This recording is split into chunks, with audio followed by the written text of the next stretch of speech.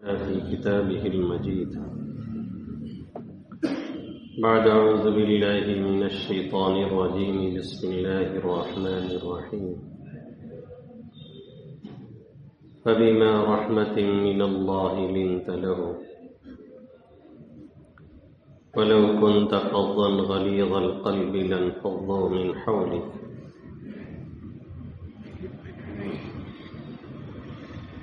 وقال تبارك وتعالى في موضع آخر: لقد جاءكم رسول من أنفسكم عزيز عليه ما عنتم حريص عليكم بالمؤمنين رؤوف رحيم. صدق الله مولانا العظيم.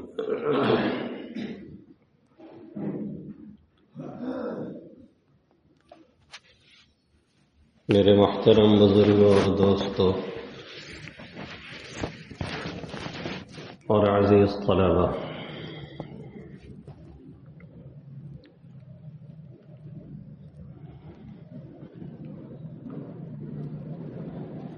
اللہ کے حبیب صلی اللہ علیہ وسلم جب اس دنیا میں تشریف لائے ہیں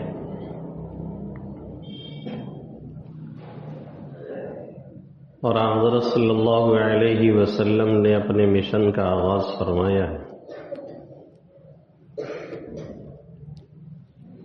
تو اس وقت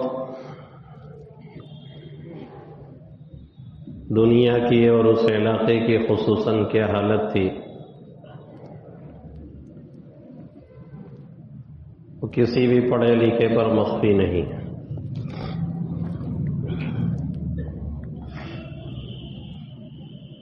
اللہ کے حبیب صلی اللہ علیہ وسلم نے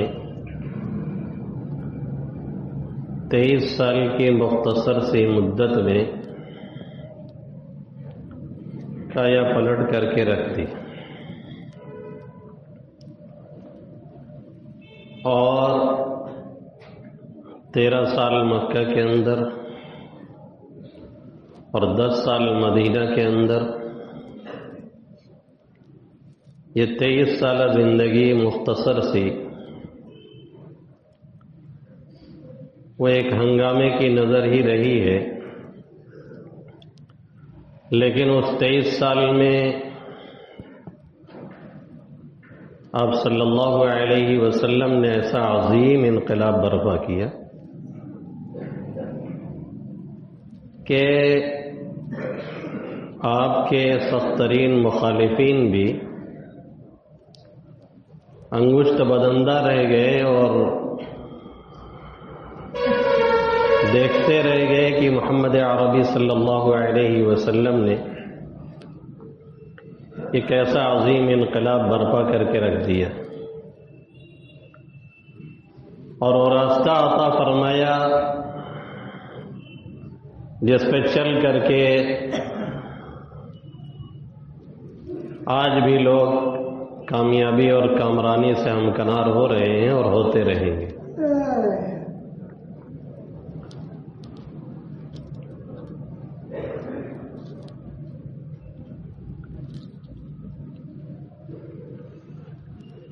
آقا مدنی صلی اللہ علیہ وسلم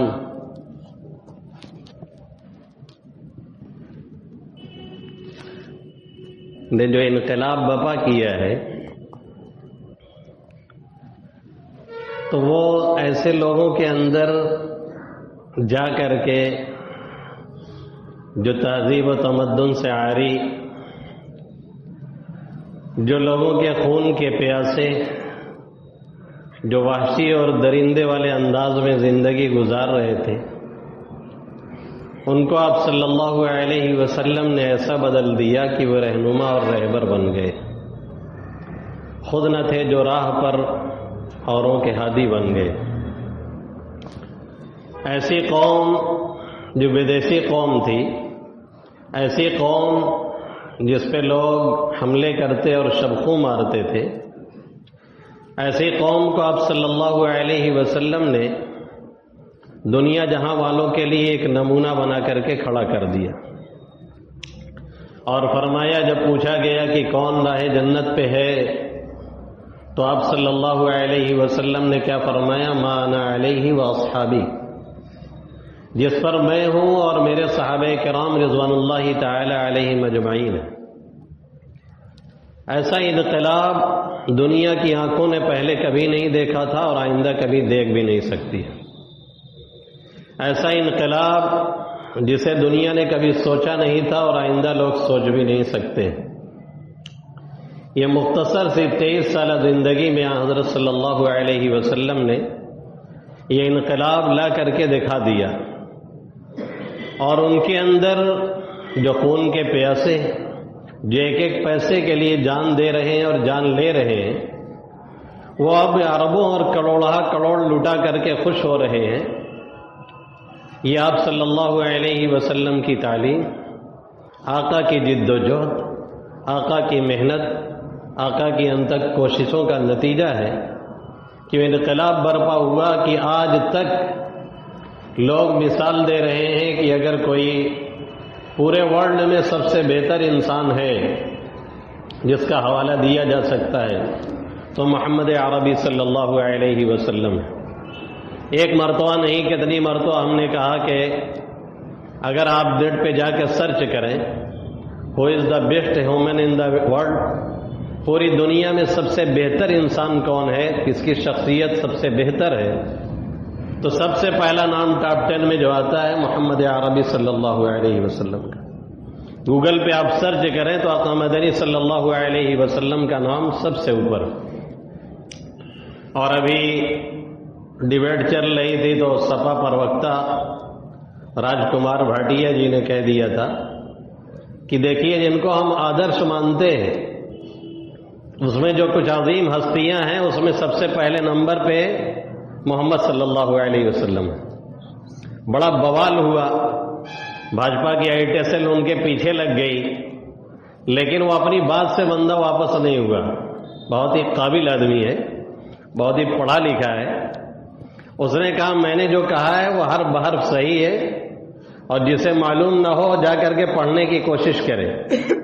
اور یہ بھی کہا مشکل یہ ہے کہ یہ لوگ پڑھتے نہیں ہیں، صرف ٹرول کرنے کی کوشش کرتے ہیں۔ اگر یہ پڑھیں گے تو ان کو معلوم ہو جائے گا کہ جو خوبیاں ایک انسان میں بیک وقت پائی جانی چاہیے وہ بدرجہ اتم اللہ کے حبیب صلی اللہ علیہ وسلم میں پائی جا رہی ہیں۔ اسی وجہ سے وہ انقلاب برپا کیا اللہ کے حبیب صلی اللہ علیہ وسلم نے۔ کیا خصوصیات تھی، کیا وہ طور اور طریقہ تھا، کیا وہ کارنامے تھے جس کی بنیاد پہ یہ انقلاب برپا ہوا، ان تمام خصوصیات کا احاطہ اس مختصر سے مجلس میں ناممکن ہے، مشکل ہی نہیں ناممکن ہے۔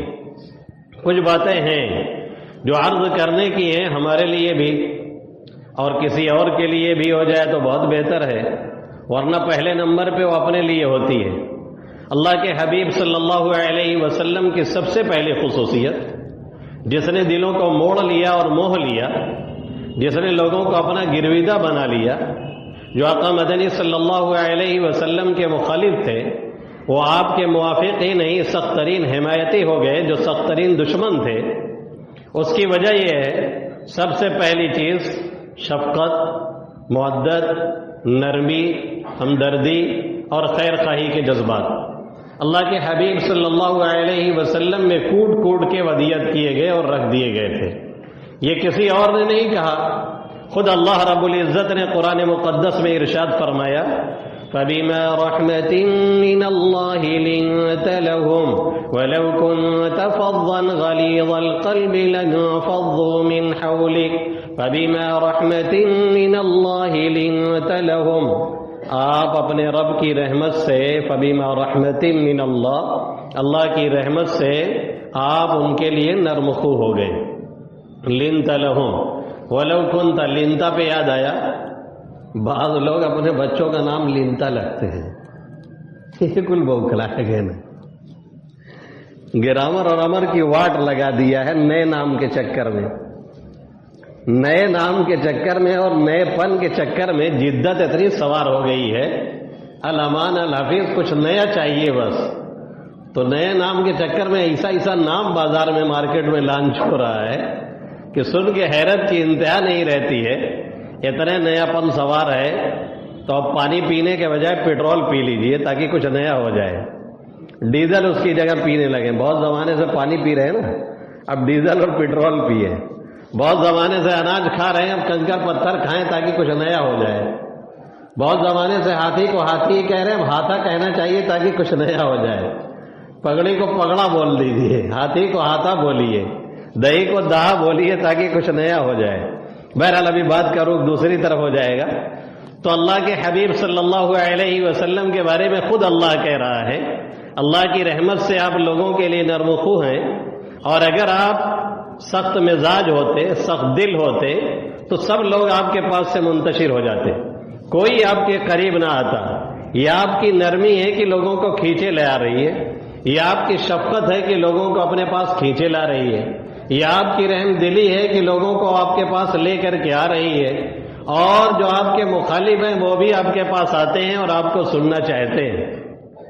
فَبِمَا رَحْمَةٍ مِّنَ اللَّهِ لِنتَ لَهُمْ، اللہ کی رحمت سے آپ ان کے لیے نرم خو ہیں، اور یہی نرم خوئی اور یہی رحم دلی اور یہی نرمی ان کو آقا مدنی صلی اللہ علیہ وسلم کے قریب کرتی جا رہی ہے۔ اگر آپ سخت مزاج ہوتے، اگر آپ درست مزاج ہوتے، اگر آپ کے مزاج میں تندی ہوتی اور سختی ہوتی تو سب کے سب آپ کے پاس سے بھاگ جاتے، منتشر ہو جاتے۔ تو ظاہر ہے جب کوئی قریب ہی نہ آتا تو پھر کسے تبلیغ کی جاتی، جب کوئی قریب ہی نہ آتا تو پھر کسے واعظ کیا جاتا، جب کوئی سننے ہی کے لیے جمعہ میں نہ آتا تو پھر کس کے سامنے بیان کیا جاتا؟ مسجد کو نہیں سنایا جاتا ہے، مسجد والوں کو سنایا جاتا ہے۔ تو اللہ نے فرمایا کہ آپ ان کے لیے نرم خو ہو گئے ہیں، آپ رحم دل ہیں، جس کی وجہ سے لوگ آپ کے پاس سے منتشر نہیں ہو رہے ہیں۔ اور اس نرمی کا مظاہرہ، اور اس نرمی کا مظاہرہ ایک مرتبہ نہیں، سینکڑوں مرتبہ نہیں، نہ معلوم کتنی مرتبہ زمانے کی آنکھوں نے دیکھا کہ اللہ کے حبیب صلی اللہ علیہ وسلم نے یہ رحم دلی اور یہ نرمی لوگوں کو دکھائی اور اس پہ عمل کر کے دکھایا ہے۔ صرف یہ آیت کریمہ نہیں کہہ رہی ہے، آپ عملی ثبوت اس کا دے رہے ہیں۔ چنانچہ حدیث میں ہے، من تقم لنفسہ، اللہ کے حبیب صلی اللہ علیہ وسلم نے اپنی ذات کے لیے کبھی بھی کسی سے انتقام نہیں لیا۔ جب بھی کوئی مسئلہ دینی پیش آیا ہے، دین کے مسئلے میں آقا نے کہیں بددعائیہ جملے بولے ہیں، جیسا کہ ہم نے اس سے پہلے 2 ہفتہ پہلے کہا تھا، وہ جب نماز چھوٹی تھی تو مسئلہ کھڑا ہوا تھا، تب آقا مدنی صلی اللہ علیہ وسلم نے بددعا دے دی، ورنہ آپ کو کون سی تکلیف نہیں دی گئی اور آپ کو کتنا ستایا گیا۔ خود آقا کی زبان سے یہ جملہ نکل گیا کہ جتنا مجھے اللہ کی راہ میں ستایا گیا اتنا کسی کو نہیں ستایا گیا، اور جتنا مجھے تکلیفیں پہنچائی گئی اتنی تکلیف کسی کو نہیں پہنچائی گئی۔ اس کے باوجود اللہ کے حبیب صلی اللہ علیہ وسلم کے بارے میں یہ جملہ آ رہا ہے، من تقام لنفسہ، کہ آپ نے اپنی ذات کے واسطے کبھی کسی سے انتقام نہیں لیا۔ صرف انتقام ہی نہیں لیا بلکہ آپ کو درگزر سے کام لیا اور ان کے حق میں دعائیں کرتے رہے اور دعائیں مانگتے رہے، اور یہ کام اللہ کے حبیب صلی اللہ علیہ وسلم پوری زندگی کرتے رہے۔ کسی طرح سے وہ آپ کو سمجھ لے، کسی طرح سے وہ آپ کے لائے ہوئے دین کو سمجھ لے، کسی طرح سے وہ آقا مدنی صلی اللہ علیہ وسلم کے مشن کو سمجھ لے، کسی طرح سے انہیں اللہ کی معرفت اور پہچان عطا ہو جائے، کسی طرح سے وہ آخرت پر ایمان لانے والے بن جائیں، اللہ اور اس کے رسول کو ماننے والے بن جائیں۔ پوری زندگی آقا کی یہی کوشش رہی۔ اسی لیے دوسری جگہ اللہ فرماتا ہے، لقد جاءکم رسول من انفسکم عزیز علیہ ما عنتم حریص علیکم بالمؤمنین رؤوف رحیم۔ تمہارے پاس ایک رسول آیا ہے، لقد جاءکم رسول من انفسکم، جو تمہیں لوگوں میں سے ہے، عزیز علیہ ما عنتم، تمہیں جو تکلیف پہنچتی ہے وہ اس پیغمبر کو گراں گزرتی ہے۔ کیا ہمارا اور آپ کا حال یہی ہے؟ اب تو ہمارے پڑوسی کو اگر تکلیف پہنچتی ہے تو ہم لوگ تالی پیٹتے ہیں۔ یہ ہمارا آپ کا حال ہوتا جا رہا ہے۔ میرے نبی کا حال کیا ہے کہ غیر اپنا تو اپنا، غیر کو بھی کوئی تکلیف پہنچ رہی ہے، عزیز علیہ ما عنتم، تمہیں جو کوئی تکلیف پہنچتی ہے وہ نبی پر گراں گزرتی ہے، حریص علیکم، وہ تمہاری بھلائی کے بے حد حریص ہیں، یہاں بعض ہمارے امام اور بعض قاری حریصن پہ آ کے رک جاتے ہیں. یہ حریصن علیکم یہاں اس کا تعلق ہے، وقف اس پہ ہونا چاہیے، وہ قرأت کے لحاظ سے صحیح نہیں ہوتا ہے، اس کا دھیان دینا چاہیے. حریصن علیکم بالمؤمنین رؤوف الرحیم، مومنین پر وہ کیا ہے؟ رؤوف الرحیم ہے، بہت مہربان اور بہت رحم دل ہے. کون کہہ رہا ہے؟ اللہ کہہ رہا ہے. اور اس کا ظہور ایک مرتبہ نہیں ہزاروں مرتبہ ہوا. ایک واقعہ یہاں پہ 2-3 مرتبہ کوٹ کیا گیا. اللہ کے حبیب صلی اللہ علیہ وسلم تشریف فرما ہے. ایک نوجوان آتا ہے اور آ کر کے آپ صلی اللہ علیہ وسلم سے کیا کہتا ہے؟ اے اللہ کے حبیب صلی اللہ علیہ وسلم مجھے زنا کرنے کی اجازت دے دیجیے. کس جرم کی اور کس گناہ کی اجازت مانگی جا رہی ہے؟ جس کے ناجائز غلط ہونے پر، حرام ہونے پر تمام کے تمام ادیان متفق، تمام کے تمام مذاہب اور ریلیجن متفق، سب جسے غلط مانتے ہیں سوائے روافض اور شیعہ کے کچھ گروہ کے، باقی سبھی جس کو غلط مانتے ہیں، اس جرم کی اجازت چاہی جا رہی ہے. کس سے؟ کسی اور سے نہیں، محمد عربی صلی اللہ علیہ وسلم سے. جہاں جبرائیل امین آئے تو بھی اجازت لینی پڑے، جہاں ملک الجبال آئے تو جبرائیل کو واسطہ بنائے، جو قدم اٹھائیں تو سنت بنے اور قدم رکھیں تو رحمت گرے. جن کی شان یہ ہے کہ ان کی شان بیان کرنے کے لیے ہمیشہ الفاظ کم پڑے اور پڑھتے ہی رہیں گے. جن کی حقیقت تک رسائی ہمارے اور آپ کے لیے ناممکن ہے تو ان کی حقیقت بیانی یہ بھی ناممکن ہی رہے گی ہمیشہ. اس لیے جبرائیل امین بھی آتا ہے تو آ کر کے سوال کرتا ہے کہ حاضری دے لے کہ نہیں دے لے. یہ مقام ہے جن کا، ان کے سامنے ایک نوجوان آ کر کے یہ اجازت چاہتا ہے اللہ کے حبیب صلی اللہ علیہ وسلم سے کہ آپ مجھے زنا کرنے کی اجازت دے دیجیے. ہم ہوتے، ہمارے کوئی حضرت ہوتے تو پہلے ہی نمبر پہ اسے پیٹ کر کے باہر کر دیا جاتا، اور اگر ہم نہ بولتے تو ہمارے مریدین تو اس کو ٹھکانے لگا دیتے. صحابہ کرام بیٹھے، کچھ میں کو غصے بھی آئے ہوں گے یقینی طور سے. اللہ کے حبیب صلی اللہ علیہ وسلم سمجھ گئے کہ یہ بیچارہ بہت بڑا مریض ہے جسے سن کرنا ضروری ہے اور اس کے بعد آپریشن پھر کیا جائے. آقا اس لیے تشریف نہیں لائے تھے کہ اپنے غصے کا اظہار کر لیں بس. آقا اس لیے نہیں تشریف لائے تھے کہ کہیں انتقامی کارروائی کر دیں. آقا اس لیے نہیں تشریف لائے تھے کہ جوش اور جذبے کا اظہار کر کے خاموش ہو کر کے بیٹھ جائیں. آقا اس لیے تشریف لائے تھے کہ لوگوں کی صحیح رہنمائی کی جائے، اور اس کے لیے کلیجے نہیں کلیجے کی ضرورت ہوتی ہے. اللہ کے حبیب صلی اللہ علیہ وسلم نے صحابہ کرام کو پرسکون رہنے کو کہا اور اس کے بعد نوجوان کو اپنے قریب بلایا، مشفقانہ انداز میں کاندھے پہ ہاتھ رکھا، پھر یہ سوال کیا، یہ بتاؤ جس گھنونے جرم کی تم اجازت چاہ رہے ہو، اگر یہی کام کوئی تمہاری والدہ کے ساتھ کرے تو کیا تم اس کی اجازت دو گے؟ اس نوجوان نے کہا بالکل نہیں. آقا نے فرمایا جس کے ساتھ تم یہ عمل کرو گے وہ بھی کسی کی ماں ہوگی، کسی کی والدہ ہوگی، تو پھر وہ کیسے اس کو برداشت کرے گا؟ اس نوجوان کے ذہن کے دریچے کھلنے لگے اور واہ ہونے لگے. آپ صلی اللہ علیہ وسلم نے پھر اس سے فرمایا یہ بتاؤ کہ جس کے ساتھ تم یہ گھرونا جرم کرنا چاہ رہے ہو وہ کسی کی خالہ ہوگی، کسی کی بہن ہوگی، اس کو پتہ چلے گا تو اس کے اوپر کیا گزرے گی؟ کیا وہ اسے برداشت کرے گا؟ نوجوان نے کہا نہیں. آقا نے فرمایا پھر ایسے ہی تم جب کسی کے ساتھ کرو گے، اگر تمہارے ساتھ کوئی کر رہا ہے تم نہیں برداشت کر رہے ہو تو تم کسی کے ساتھ کرو گے تو دوسرا کیوں کر برداشت کرے گا؟ پھر اس کی ماں کا حوالہ دیا، اس کی بہن کا حوالہ دیا، اس کی پھوپھی کا حوالہ دیا، اس کی خالہ کا حوالہ دیا، یہاں تک کہ اس کے ذہن و دماغ کے دریچے پوری طرح سے کھل گئے کہ واقعی ہم نے بہت غلط جرم کی اجازت چاہ لی تھی، وہ بھی کس سے؟ اللہ کے حبیب صلی اللہ علیہ وسلم سے. پھر اس نوجوان نے توبہ کی. اللہ کے حبیب صلی اللہ علیہ وسلم نے دعا دی، اللہم اغفر ذنبا وحسن فرجا وطہر قلبا. اے اللہ اس کے گناہوں کو معاف کر دیجئے، اس کے دل کو پاکیزہ بنا دیجئے، اور اس کی شرمگاہ کی حفاظت فرمائیے۔ نوجوان وہاں سے تائب ہو کر کے نکلتا ہے، اور نوجوان ہی نہیں، ایک ایسا صحابی بن کر کے نکلتا ہے جو لاکھوں لوگوں کی ہدایت کا ذریعہ بنتا ہے۔ بھائی آقا جب مکہ میں تھے تو کل کتنے لوگ ہیں؟ آقا جب مدینہ میں ہیں، بدر میں تو کل کتنے لوگ شریک ہوئے؟ 313 ہی تو، یا اس میں سے کچھ لوگ پیچھے رہ گئے تھے، چلو 400-500 کی تعداد مان لی جائے۔ اور اس کے بعد فتح مکہ کے بعد آقا جب حجۃ الوداع میں خطبہ دے رہے ہیں تو کم و بیش 1 لاکھ 1.25 لاکھ تو وہی صحابہ کرام موجود ہیں۔ ان کی بنیاد آخر کون لوگ ہیں؟ یہی لوگ ہیں جو شروع میں ایمان لائے اور اسلام قبول کیا۔ اللہ کے حبیب صلی اللہ علیہ وسلم نے جنہیں اپنے سانچے میں ڈالا، آقا نے سمجھ لیا یہ نوجوان مریض ہے، اس کا علاج ضروری ہے۔ ایک ڈاکٹر مرض سے نفرت تو کرتا ہے لیکن مریض سے نہیں کر سکتا ہے۔ اگر ڈاکٹر حضرات مریض سے نفرت کرنے لگے تو کسی بھی بیماری کے علاج نہ ہو سکے۔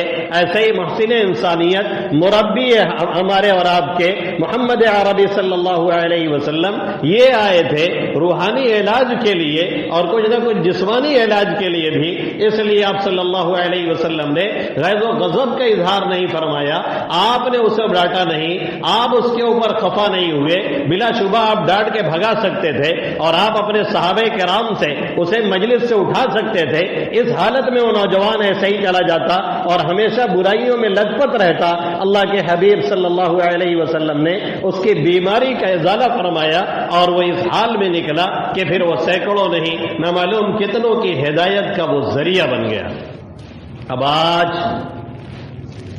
بات تھوڑا سا ڈائیورٹ کر رہا ہوں۔ آج اگر کوئی اس انداز سے سمجھانا چاہے، کچھ تو ہے سمجھنے والے، اس میں دو رائے نہیں ہے سننے والے، اس میں دو رائے نہیں ہے، سوچنے والے ہیں، اس میں بھی دو رائے نہیں ہے، لیکن جو مغربی تہذیب اور جو کلچر اور مغرب کو ہم نے اور آپ نے اپنانا شروع کیا ہے، وہ ایسا حیا کو ہمارے اندر سے کھینچ رہا ہے سرنج لگا کر کے نا، کہ جیسے وہ انجیکشن لگاتے ڈاکٹر حضرات، کھول پورا پیک رہتا ہے، وہ شیشی پوری پیک رہتی ہے اور اندر سے دوا نکل چکی ہوتی ہے۔ یہ حال ہمارا مغرب کرتا چلا جا رہا ہے۔ پاکستان کے ایک عالم کہتے ہیں کہ ہم ایک مرتبہ میں مصر کے علاقے میں گئے تو ہم سے ایک باپ نے کہا کہ ہمارے یہ بیٹا انتہائی بگڑ چکا ہے، زناکاری، بدکاری، شراب نوشی اس کی عادت بن چکی ہے، اس ملک میں رہے اس ملک میں رہے، چھوڑ پکڑ، پھر سمجھ میں آیا کہ یہاں آ جائیں، لیکن یہاں بھی یہ سدھرنے کا نام نہیں لے رہا ہے، ذرا اس کو آپ سمجھائیے۔ تو کہنے لگے ہم نے سوچا کہ یہی فارمولہ استعمال کیا جائے جو اللہ کے حبیب صلی اللہ علیہ وسلم نے اس نوجوان پہ استعمال کیا تھا، اور وہ نوجوان آقا مدنی صلی اللہ علیہ وسلم کی بات کو سن کر کے ہمیشہ کے لیے تائب ہو گیا تھا، توبہ کر کے نکل گیا تھا۔ آپ صلی اللہ علیہ وسلم نے پھر اسے دعا بھی دی تھی اور ہمیشہ کے لیے وہ پاک صاف ہو کر کے نکلا۔ لاؤ یہی طریقہ اپنایا جائے۔ کہتے ہیں جب ہم نے اس سے کہا کہ جو تم حرکتیں کر رہے ہو اور جن حرکتوں میں تمہیں تمہارے والد یا کوئی اور منع کر رہا ہے، تمہیں اس پہ کوئی پشیمانی نہیں ہو رہی، کوئی شرمندگی نہیں ہو رہی ہے، ذرا یہ بتاؤ اگر یہی کوئی حرکت تمہاری ماں کے ساتھ کرنا چاہے تو کیا تم اس کی اجازت دو گے؟ اس نوجوان نے کیا کہا؟ بھائی وائی ناٹ، آخر کیوں نہیں، کیا حرج ہے؟ اگر کوئی کر رہا ہے میری ماں کے ساتھ تو کیا حرج کی بات ہے؟ کوئی میرے بہن کے ساتھ کر رہا ہے تو کیا حرج کی بات ہے؟ کہنے لگے میرے پیروں سے جیسے لگا کہ زمین کھسک گئی ہے۔ یہ مغربی تہذیب اور کلچر ہے جو ہمارے اور آپ کے اندر اور ہماری نسلوں کے اندر سرایت کرتا جا رہا ہے، اور ہم اور آپ پوری بے خبری کے ساتھ اسے قبول کرتے چلے جا رہے ہیں، اس پہ لگام لگانے کی کوشش نہیں کی جا رہی ہے۔ اللہ نہ کرے وہ دن نہ آئے کہ کہیں ایسا نہ ہو کہ لوگ ماؤں کے ساتھ زناکاری کریں، بہنوں کے ساتھ لوگ رشتے قائم کریں اور اس کو بھی برا نہ سمجھیں، جیسے آج مغرب کے اندر ہو چکا ہے۔